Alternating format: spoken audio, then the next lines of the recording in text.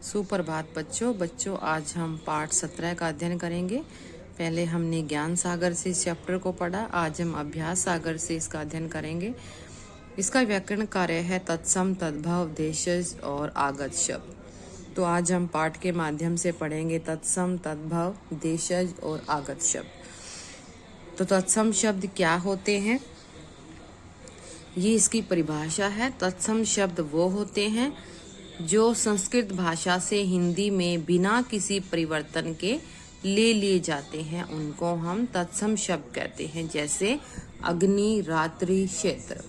और जो शब्द संस्कृत भाषा से बदलकर हिंदी में आ जाते हैं, उनको हम तद्भव शब्द बोलते हैं। जैसे तत्सम शब्द में हमने अग्नि पढ़ा और तद्भव शब्द में अग्नि से वो आग हो गया, तो हिंदी में बदलकर अग्नि शब्द का हमने आग शब्द हो गया, और तत्सम शब्द रात्रि और तद्भव शब्द बन गया रात। संस्कृत में बोलते हैं रात्रि और हिंदी में बोलते हैं रात। तो संस्कृत भाषा में जो शब्द था वो से तत्सम शब्द, जैसे अग्नि, रात्रि, क्षेत्र। और संस्कृत भाषा से बदलकर जो शब्द हिंदी में आ गए हैं उनको तद्भव शब्द बोलते हैं, जैसे अग्नि से आग, रात्रि से रात, क्षेत्र से खेत। अब हमारे पास है देशज शब्द।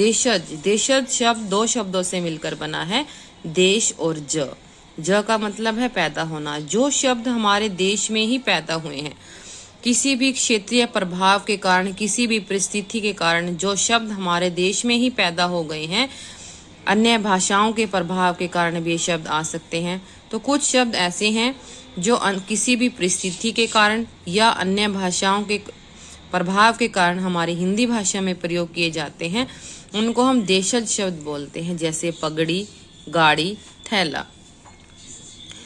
अब है हमारे पास विदेशी शब्द। विदेशी भाषाओं के संपर्क में आने से कुछ शब्द हमारे हिंदी भाषा में प्रयोग किए गए हैं, जिनको हम विदेशी शब्द भी बोलते हैं और आगत शब्द भी बोलते हैं, जैसे तोप, पेंसिल, स्कूल।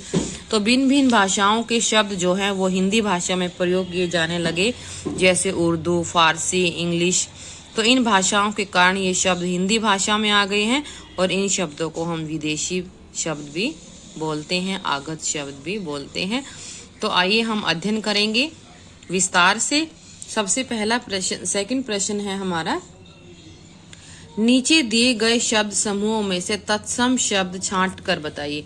अब तत्सम शब्द होते हैं जो शब्द संस्कृत से हिंदी में ज्यों के त्यों लिए जाते हैं, बिना किसी बदलाव के। अब इन तीनों में से सीख, आश्रय, आसरा, तो शब्द कौन सा है? तत्सम, आश्रय। सेकंड में है कर्म, थर्ड में है सत्य, जिसको हम हिंदी में सच बोलते हैं, कर्म को काम बोलते हैं, आश्रय को सहारा बोलते हैं। हस्त को हम हिंदी में हाथ बोलते हैं, ये संस्कृत का शब्द है, इसलिए ये तत्सम शब्द है। नेक्स्ट है पत्र। पत्र को हम पत्ता बोलते हैं और ये संस्कृत का शब्द है, इसलिए हम इसको तत्सम शब्द बोलेंगे। अब है तद्भव शब्दों पर गोला लगाइए। तद्भव शब्द जो शब्द संस्कृत से हिंदी में बदल कर आ गए हैं, जैसे हाथी, मिट्टी, जीभ, सच और सपना। ये शब्द हिंदी से संस्कृत से हिंदी में बदल गए हैं, इसलिए इनको तद्भव शब्द भी बोलते हैं। इसके बाद है देशज शब्द, जो हमारे देश में किसी भी परिस्थिति के कारण आए हैं या अपने ही देश की भाषाओं के बोलियों के प्रभाव के कारण भी भाषा में आ गए हैं। जैसे हमारे पास शब्द हैं भोंपू, थैला, पगड़ी, डिबिया, गाड़ी। ये शब्द आसपास के स्थानीय क्षेत्रों की बोलियों से हमारी हिंदी में ये शब्द आ गए हैं, इसलिए इनको देशज शब्द बोलते हैं। आगे है आगत शब्द, जो शब्द विदेशी भाषाओं के संपर्क में आने से आए हैं, जैसे डॉक्टर, कॉलेज, मशीन, खत, लेटर बॉक्स। इसके बाद है तत्सम शब्दों के तद्भव रूप लिखिए। पादप, पादप को क्या बोलते हैं तद्भव रूप? पौधा, क्योंकि पादप संस्कृत का शब्द है और हिंदी में इसको बोलते हैं पाधा, तो तत्सम शब्द था, इससे तद्भव बन गया पौधा। दंत, दांत, गृह, घर, सत्य, सच, सप्त, सात, भातृ, भाई। अब है हमारे पास तद्भव शब्दों के तत्सम रूप लिखिए। अब हमने तद्भव रूप लिखे थे, अब हम तत्सम रूप लिखेंगे। मोर को क्या बोलते हैं संस्कृत में? मयूर, ऊंट, उष्ट्र, मिट्टी, मृतिका, सपना, स्वपन, मक्खी और मक्षिका। अब इसके बाद है हमारे पास नीचे दिए गए चित्रों के सामने उसके नाम का तत्सम और तद्भव रूप लिखना है। अब चित्र के सामने दोनों रूप लिखने हैं। जैसे ये 7 है तो संस्कृत में 7 को सप्त बोलते हैं, तो ये है तत्सम शब्द, ये है तद्भव शब्द। उष्ट, ऊंट, हस्ती, हाथी, कृषक, किसान, कूप, कुआ, आम्र, आम। अब हमारे पास कुछ शब्द दे रखे हैं, आपने इन शब्दों को छांटना है कि कौन से शब्द तत्सम है, कौन से तद्भव हैं, कौन से देशज हैं और कौन से आगत शब्द हैं। जैसे जो शब्द संस्कृत के शब्द हैं उनको हम तत्सम शब्द बोलेंगे, जैसे तृण, रात्रि, स्वर्ण, दधि और ऊच। इसके बाद तद्भव शब्द है ऊंचा, शत, सोना, दही, तिनका। देशज शब्द हुक्का, चिमटा, गमछा, खिचड़ी, रपटना। आगत शब्द उम्र, बस, कर्ज, पेंसिल, रेडियो। अब है हमारे पास नीचे दिए गए शब्दों में उनके समान अर्थ वाले शब्द लिखो। भूमि, भूमि को हम क्या बोलते हैं? जमीन। शयन, सोना। विघन, बाधा।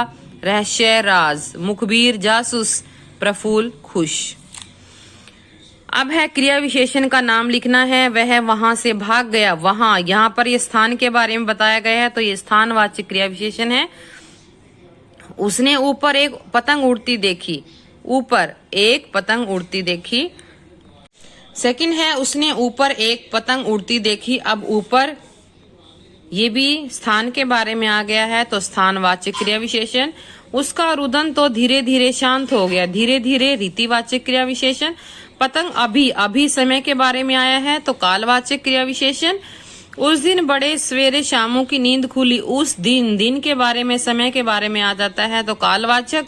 इधर उधर देखकर उसके पास एक स्टूल रखा। इधर उधर, यहाँ पर स्थान की बात आती है तो ये स्थानवाचक। अब इसके बाद है कि अपने छोटे भाई को पत्र लिखते हुए बताइए कि पतंग उड़ाते समय कौन कौन सी सावधानियां बरतनी चाहिए। या आपने अपने छोटे भाई को पत्र लिखना है कि हमें पतंग उड़ाते समय कौन कौन सी सावधानी बरतनी चाहिए। अब आपको जैसे कि पता है अपने भाई को पत्र लिखना है तो ये अनौपचारिक पत्र है। अब अनौपचारिक पत्र का फॉर्मेट आप लिखेंगे। परीक्षा भवन, क ख ग, दिनांक, यहाँ पर प्रिय भाई लिखेंगे। अब आप पत्र लिख देंगे। ये मैंने अपने हिसाब से पत्र लिख रखा है। आप अपनी मर्जी से कोई भी वर्डिंग पत्र की बना सकते हैं, सिर्फ आपने उसको अवेयर करना है कि आपने कौन कौन सी सावधानियां बरतनी है पतंग उड़ाने के लिए। धन्यवाद।